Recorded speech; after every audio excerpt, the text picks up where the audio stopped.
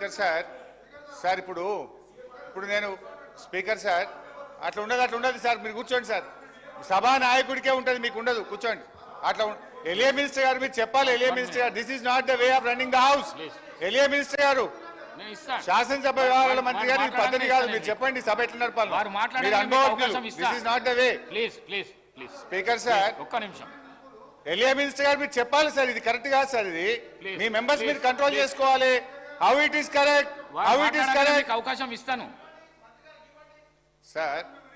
ఇప్పుడు గౌరవనీయులు సభానాయకుడు గారు 20 నిమిషాలు మాట్లాడారు, సంతోషం. వారికి ఈజ్ ఎట్ లిబర్టీ. ఇప్పుడు వారు నన్ను ఒక 10 ప్రశ్నలు అడిగారు. వారు ఒక 10 ప్రశ్నలు నన్ను అడిగారు. నేను I want to answer those questions.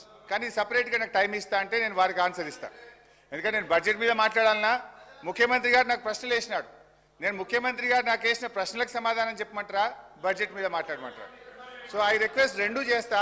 కొద్దిగా టైం ఇవ్వాలి. టైము నాకు ముఖ్యమంత్రి గారు మధ్యలో లేచి డీవియేట్ వారు చేసింది, నేను చేయలే. I have to answer honourable CM.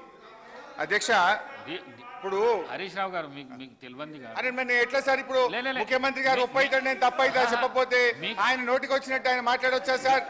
మీకు తెలియంది కాదు. సభానాయకుడు ఎప్పుడన్నా సభ కరెక్టే సార్. మరి ఆయన నాకు ప్రశ్న వేసింది కదా సార్.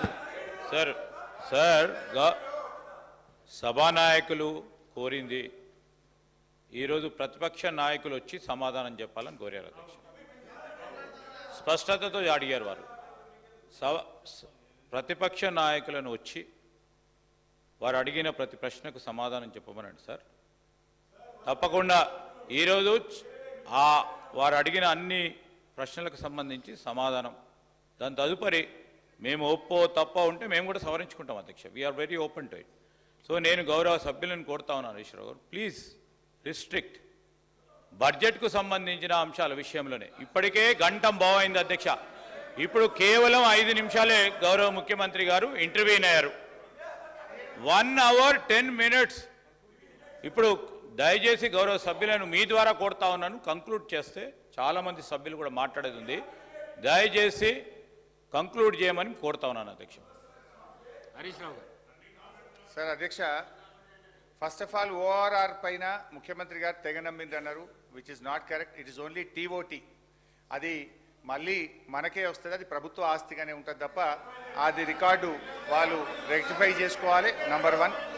నంబర్ 2 అధ్యక్ష, వారు ఇంకో మంచి మాట అన్నారు, మనకు తాతలు తండ్రులు ఆభరణాలు ఆస్తులు ఇస్తారు, అది అమ్ముకుంటారా అన్నారు.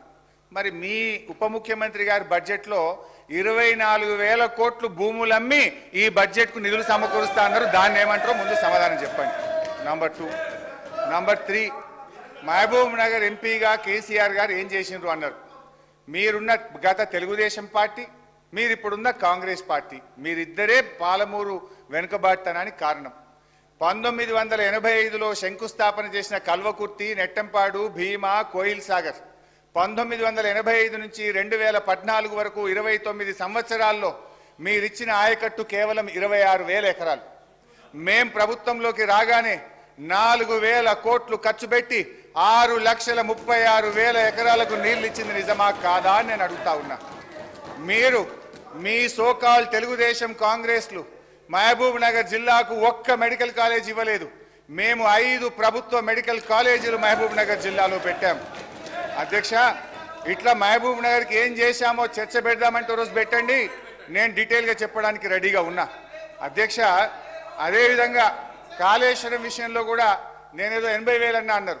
ఇరిగేషన్ వైట్ పేపర్ విడుదల చేసిన రోజు ఇక్కడి నుంచే నేను మాట్లాడినా. ఆ రోజు 94,000 చెప్పినా, ఈ రోజు 94,000 చెప్పినా మీరు సరిగా గుర్తుపెట్టుకోక సభను తప్పుదో పట్టించారు. ఇకపోతే ఇంకా చాలా విషయాలు అడిగారు, ఆయనకు అన్నిటికీ సమాధానం చెప్పగలుగుతా. బతుకమ్మ చీరల విషయంలో మహిళల్ని అవమానపరిచే విధంగా ముఖ్యమంత్రి గారు మాట్లాడారు. ఆయన వెంటనే క్షమాపణ చెప్పాలి, లేదా దాన్ని సభ రికార్డ్స్ నుంచి తొలగించాలని చెప్పి నేను కోరుతా ఉన్నా.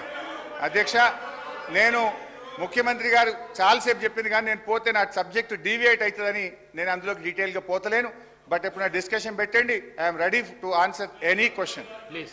అధ్యక్ష, ఇట్లా అప్పులు ఆస్తుల గురించి మాట్లాడే క్రమంలో ఈరోజు మెడికల్ కాలేజీలు కానీ, నర్సింగ్ కాలేజీలు కానీ, మీరు కూర్చుంటున్న సచివాలయం కానీ, అప్పుడప్పుడు మీరు రివ్యూకు పోతున్నటువంటి పోలీస్ కమాండ్ కంట్రోల్ రూమ్ కానీ, అదేవిధంగా గురుకులాలు కానీ, ఇట్లా రైతు వేదికలు కానీ ఎన్నో ప్రగతి భవన్ కానీ ఇవాళ మా బట్టెన్ ఉంటున్న ప్రగతి భవన్ కానీ ఇట్లా ఎన్నో ఆస్తుల కల్పన కూడా చేశాం. అందువల్ల దయచేసి ఎప్పుడు ఒక ప్రభుత్వం మీద గత ప్రభుత్వం మీద దుమ్మెత్తడం మాని మీరేం చేస్తారో చెప్పండి. అదేవిధంగా అప్పుల విషయంలో క్లారిఫై చేశాం. ఇక భవిష్యత్తులో అనవసరంగా ఆ తప్పుడు ప్రచారం గోబల్స్ ప్రచారం మానుకోవాలని చెప్పి నేను కోరుతూ అధ్యక్ష, ఇకపోతే గ్యారంటీలు 6 గ్యారంటీలు.